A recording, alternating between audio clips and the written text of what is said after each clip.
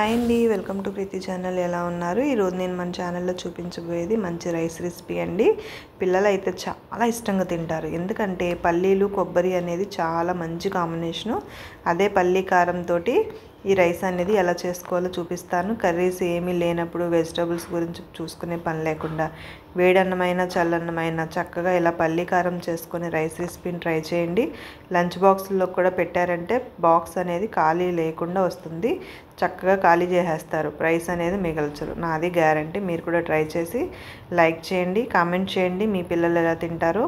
ఇప్పుడు ఈ రెసిపీ కోసం వీడియో స్కిప్ చేయకుండా లాస్ట్ వరకు చూసేయండి. మరి స్టవ్ మీద కడాయి ఆన్ చేసుకొని ఒక హాఫ్ ప్లేట్ అంటే ఒక హాఫ్ కప్ అంతా పల్లీలు గుప్పుడు ఫ్రై చేసుకోవాలి. పల్లీలన్నీ కూడా బాగా రోస్ట్గా ఫ్రై చేసుకోవాలి. మీరు తీసుకునే రైస్ క్వాంటిటీని బట్టి తీసుకోండి. నేను డబ్బా బియ్యానికి తీసుకున్నాను గుప్పుడు పల్లీలు.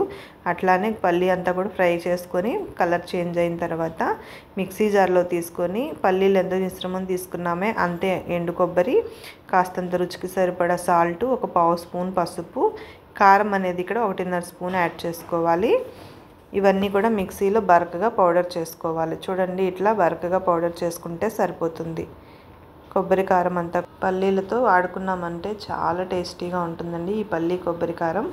ఇంకెందుకు ఆలస్యం, ఇందులో అంతా కూడా సాల్ట్ కూడా వేస్తాం కదా. ఇప్పుడు స్టవ్ మీద కడాయి ఆన్ చేసుకోవాలి. కాస్త వెడల్పు కడాయి తీసుకోవాలి. అందులో డీప్ ఫ్రైకి సరిపడా ఆయిల్, కొంచెం ఎండుమిర్చి, జీలకర్ర, తాలింపు దినుసులన్నీ కూడా వేసుకోవాలి. పప్పులు, ఆవాలు, జీలకర్ర, కొంచెం కరివేపాకు కూడా యాడ్ చేసుకోవాలి. అట్లానే ఇవన్నీ కూడా ఫ్రై చేసుకోవాలి. తాలింపు అంతా కూడా బాగా ఫ్రై అయిన తర్వాత ఇందులో ఒక 2 పచ్చిమిర్చిని సన్నగా కట్ చేసుకొని వేసుకోవాలి. మీరు రైస్ ఇంకా ఎక్కువ తీసుకున్నట్లయితే కనుక కాస్తంత మిర్చి యాడ్ చేసుకుంటే సరిపోతుంది. ఇక్కడ మిర్చి కారం ఎక్కువ ఉంది కాబట్టి నేను ఇక్కడ ఒక మిర్చి తీసుకున్నాను. అలాగే మీడియం సైజ్ ఉల్లిపాయ ఒకటి సన్నగా బద్దల కింద కట్ చేసుకోవాలి. ఉల్లిపాయ కూడా వేసుకోవాలి. ఉల్లిపాయ మరీ ఎక్కువ వేసుకోకూడదు, ఒక ఉల్లిపాయ వేసుకుంటే సరిపోతుంది. మనకి రైస్ ఫ్లేవర్ అనేది బాగా తెలియడం కోసం ఈ ఉల్లిపాయ, పచ్చిమిర్చి అనేవి కూడా నేను తగ్గించానండి. మీరు క్రిస్పీగా కొంచెం స్పైసీగా కావాలి అంటే యాడ్ చేసుకోవచ్చు. ఈ ఉల్లిపాయ అంతా కూడా క్రిస్పీగా ఫ్రై అవుతుంది. ఇప్పుడు కొంచెం గోల్డెన్ కలర్ వస్తుంది అనగా మనం ముందుగా పల్లీ కారం చేసుకున్నాం కదా, ఈ కారం మిశ్రమాన్ని వేసేసుకొని బాగా ఫ్రై చేసుకోవాలి.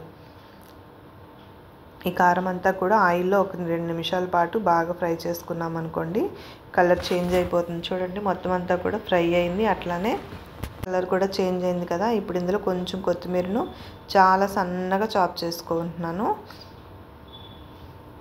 కొత్తిమీర అంతా కూడా బాగా ఫ్రై అవ్వాలి. కొంచెం ఫ్రై చేసుకున్న తర్వాత వేడివేడి అన్నం నేను ఇక్కడ చేశానండి. వేడన్నం కొంచెం చల్లార్చిన పడాల్సిన ఏం లేదు. వేడన్నం అయినా సరే పొడి పొడిలాడుతూ ఉండాలి. రైస్ వేసేసుకొని 1 నిమిషం పాటు కలిపేసుకోవాలి. రైస్ అంతా కూడా ఈ కారం పౌడర్ని పీల్చుకోవాలి. ఇట్లా గరిటెతో మనం పైన చూపిస్తున్న విధంగా వేసుకోవాలి. అదే చల్లన్నం అనుకోండి, మనం ఎలా కదిపినా రైస్ అనేది మెత్తబడదు. ఇది వేడివేడి అన్నం కాబట్టి ఇట్లా పరిచినట్టు వేసుకోవాలి. ఈ కలిపే విధానంలోనే రైస్ అంతా కూడా మెత్తబడిపోతుందండి.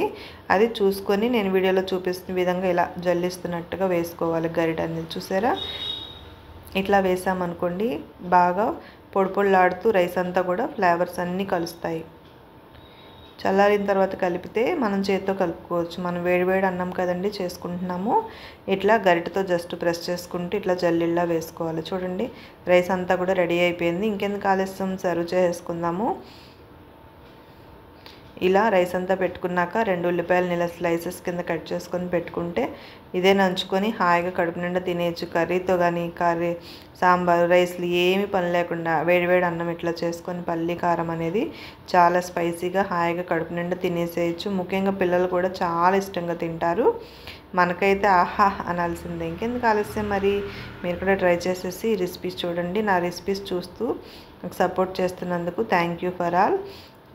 కొత్తగా చూస్తున్నట్లయితే please subscribe my channel. Like చేయండి ఫ్రెండ్స్, కామెంట్ చేయండి మీకు ఎలా అనిపించిందో.